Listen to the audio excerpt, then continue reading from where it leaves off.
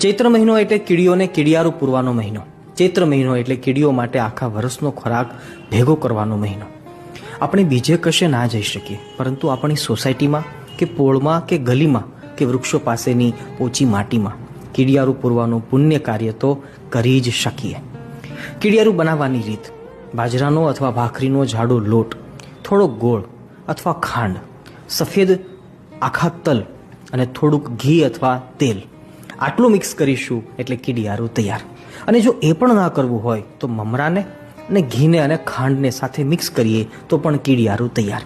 જેટલું બની શકે એટલું અને જેટલા દિવસ થઈ શકે એટલું પણ આ પુણ્ય કાર્ય અવશ્ય કરજો. આપણો હિન્દુ સનાતન ધર્મ કોઈને મારીને નહીં પરંતુ કંઈકને જીવાડીને મહાન બન્યો છે. હા, સમજી શકીએ કે આપણે રોજ 1000 માણસને ખવડાવી ના શકીએ, પરંતુ કોઈ પણ 1000 જીવને ખવડાવવાની ક્ષમતા દરેક મનુષ્ય પાસે હોય છે.